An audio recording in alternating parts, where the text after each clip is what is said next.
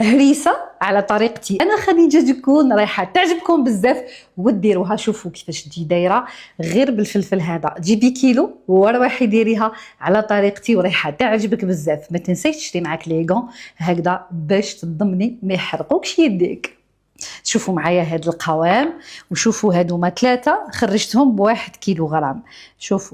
شوفوا لي هذاك القوام، شوفوا كيفاش تجي. برك تبعوا الوصفه والخطوات وادعوا. اختاروا نوعيه الفلفل اللي تكون حمراء مزيره ويكون لونها كامل على لون وتبان باللي جديده وتبرق. كي تشوفوها تبرق عرفوها بلي جديده. انا هنا غسلتها بين يديا مليح مليح من برا وزدت عاود شللتها. نحيو هذيك الزريعه ونحيو هذوك الخيوط اللي لداخل ونزيدو نحيو القطمير ونصفيوها مليح مليح هكذا كيما راكم تشوفوا باش لونها يجيكم شباب. ومن بعد ديروا لها هكذايا الملح حوالي 20 غرام في الكيلو غرام تاع الفلفل وخلطوا ولا قفزوا هكذايا كيما راني نقفز انايا حتى يدخل مليح الملح. ومن بعد فرغوها في بلاطو كيما رايح ندير انا هكذا. تحطوها في البلاطو ودخلوها في الفوغ وخليوها في 120 حتى 130 درجه تنشف في الفوغ تاعكم. اذا كان ما عندكمش فيه لا طومبيراتور واش ديروا نقصوا له كامل النار وخليوه مده ساعه حتى ينشف هكذا ماشي ينشوى ينشف. حطوا له هكذا الثوم حوالي حبه كبيره. زيدوا له مغرفه كبيره تاع الكرويه ولا مغرفه كبيره راس الحانوت اللي فيه الكرويه بزاف والقزبر.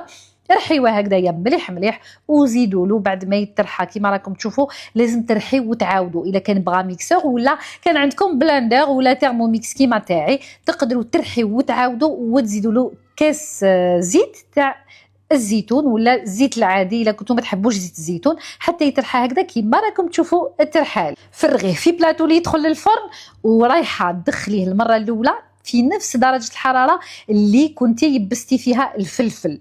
يعني راح نعاودو نرجعوه في نفس درجة الحرارة. وبهذه الطريقة راح تضمنوا الهريسة تاعكم ما تفسد لكمش تشد لكم مدة طويلة. ورايحة يعني كي ديروا لها تعقيم كيما درنا العكري راح تقعد لكم مدة طويلة. دخلوا المرة الأولى ربع ساعة عاودوا خرجوه وخلطوه هكذا كيما راكم تشوفوا. وزيدي عاودي دخلي وعاودي ست فيه هكذا ما تخليوش الفراغ في البلاطو هكذا باش ما ينحرق لكمش. وزيدوا 3 مرات حتى تنشف لكم هكذا. يعني المره الاولى الثانيه على حساب شحال فيه الماء. وكي يولي لكم هكذا ناشف وواقف كيما راهو عندي هنايا هكذا هذاك الوقت حبسوا عليه وخليوه يبرد. عمروه في لي بواط عاودوا ديروا له ستيريليزاسيون الا حبيتوا. انا هذه الكميه ما تشدليش مده طويله وبلا لا ستيريليزاسيون راح تشد لي. ما ندير له ستيريليزاسيون ما والو يشد لي مده طويله. نقول لكم بارطاجيو الوصفه مع صديقاتكم واحبابكم وفاميلتكم وادعوا لي بالخير. دمتم بخير. السلام عليكم.